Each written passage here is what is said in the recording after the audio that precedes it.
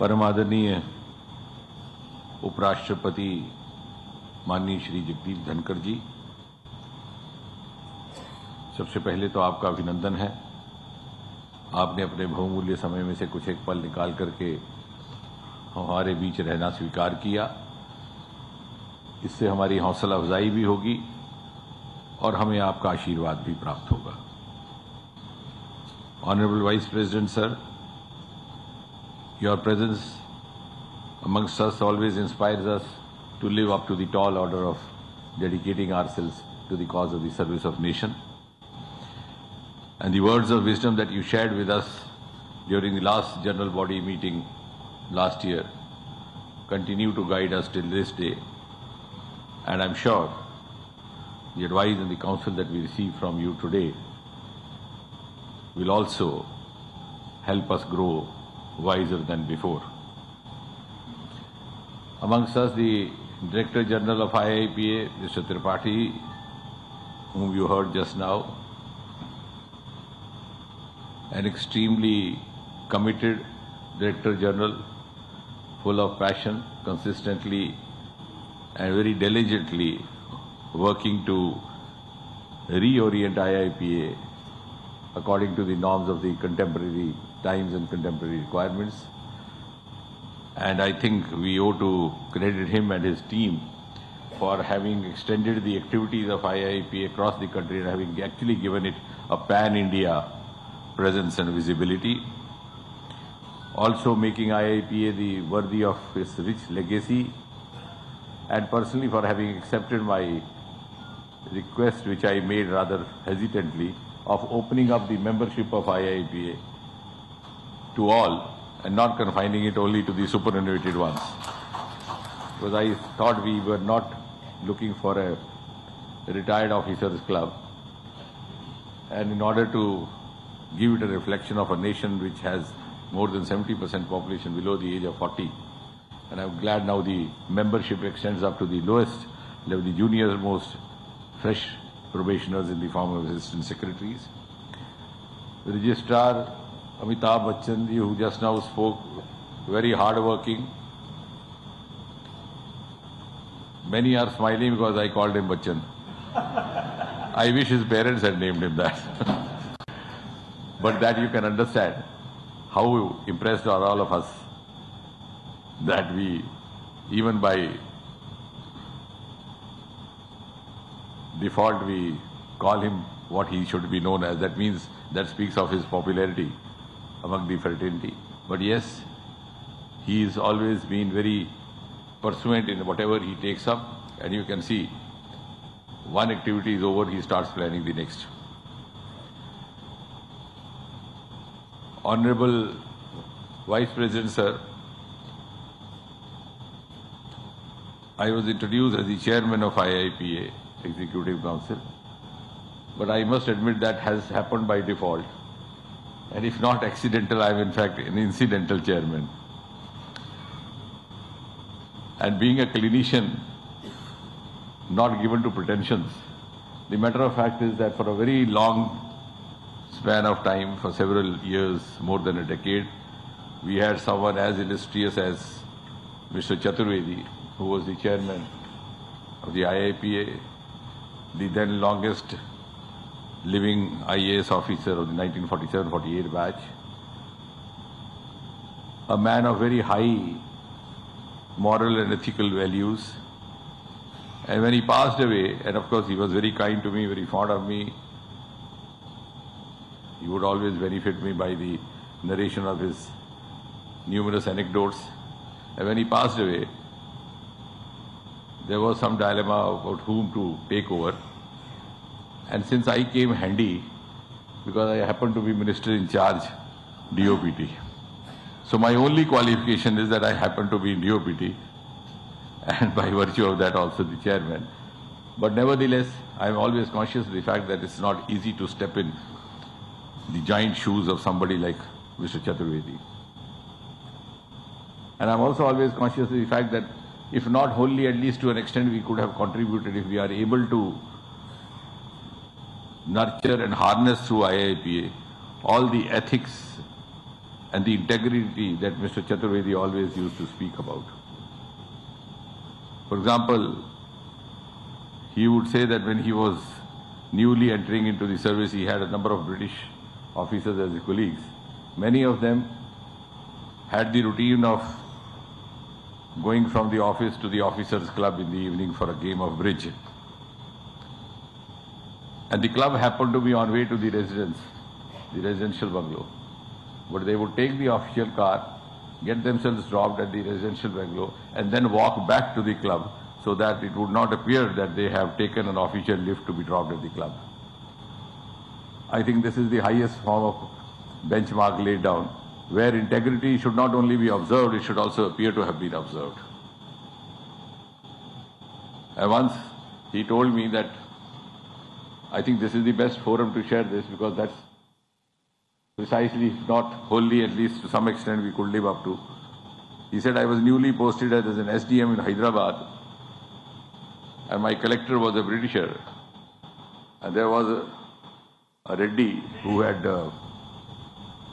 opened up a mall or a cinema hall. He wanted the collector to inaugurate it. The collector was initially hesitant, later he conceded. And after the inaugural ceremony was over, Mr. Reddy was keen that the collector and the SDM should have some kind of refreshment which he had laid down. But the collector did not agree to that. And finally, when Mr. Reddy was very insistent, he said loudly in the hearing distance of all, he said, Chaturvedi, you know I don't have anything outside. But you stay back because he is insisting. But remember, don't take anything that contains salt. कि बाद में ये ना कोई कहे कि तुम्हें नमक का एहसान चुकाना है. So don't come back home with any kind of conscious or a subconscious obligation. So I don't know whether we can actually, because sometimes when you talk of all these stories, it sounds something like out of the world, if you say so today. But nevertheless, I think it's important for us, as I said, even though I am there incidentally, but I hope I would be able to share some of the consciousness that lays behind this IIPA. IIPA is one of the oldest institutions of the Government of India, set up in early 1950s, and among its architects were the then Rashtrapati, Dr. Rajendra Prasad, in whose name we have introduced a lecture just about 2 years back, and the Uprashtrapati, the then Uprashtrapati, Dr. Sarvapalli Radhakrishnan ji. Also, incidentally, we are observing this every year on the day which is associated with Sardar Patel. And Sardar Patel also had an association with IIP in the sense that he is known to be one of the architects of the IAS, which was in a way, to an extent, a reincarnation of the Indian civil services. And he was also the one who, for the first time, addressed the civil servants program as Home Minister, because in those days DOPT was part of the Home Ministry. So we have a deep relationship with the heritage of Sardar Patel, and IIPA was mandated to impart training, to ensure upgrading, and also to create programs or design programs for capacity building at different levels. And I am glad that under the leadership of Mr. Chaturvedi, IIPA has extended its activities both horizontally as well as vertically. When I say horizontally, I mean to say that earlier on it was confined only to the training of officers. Now they are also training the PRIs. They are also training the officers from the forces, because now we are in an integrated governance mode. We have joint commands even in the militancy affected areas.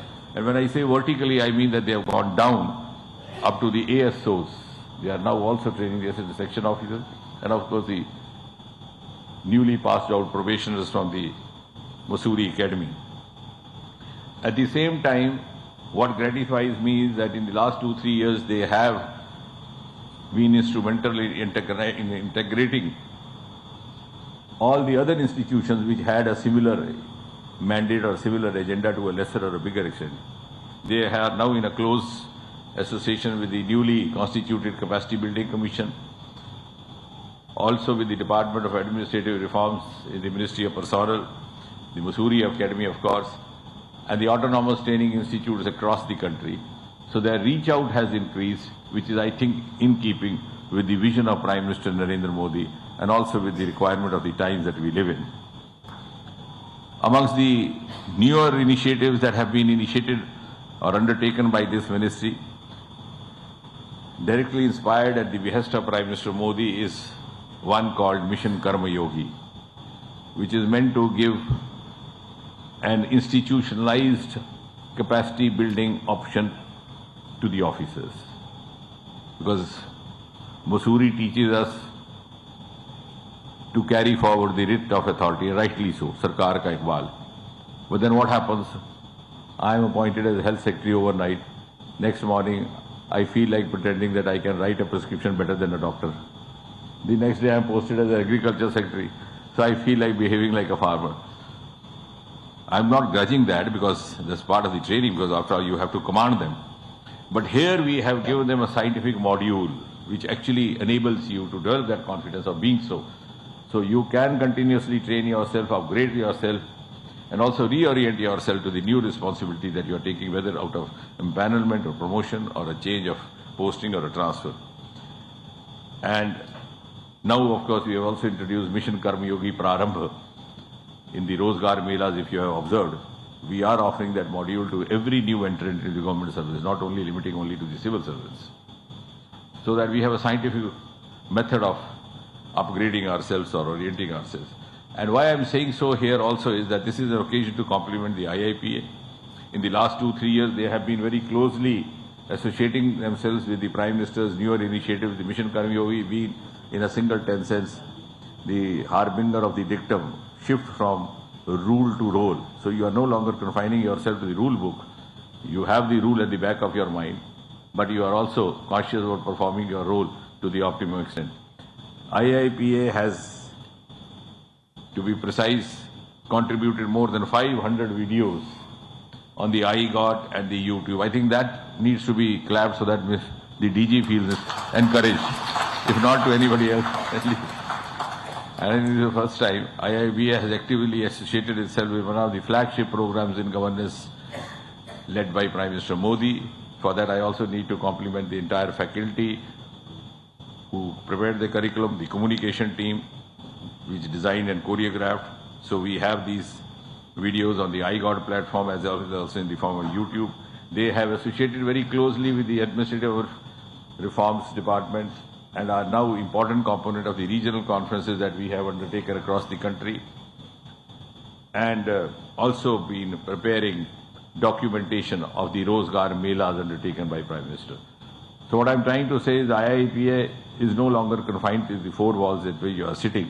It is now contributing hugely to the activities of the Department of Personnel as a whole. IIPA branches across the country, beginning from Jammu up to Maharashtra. You have senior persons sitting over here. And also, therefore, taking up the role and the challenge of being the torchbearer of Prime Minister's vision for governance, which is that of transparency, accountability, citizen centricity.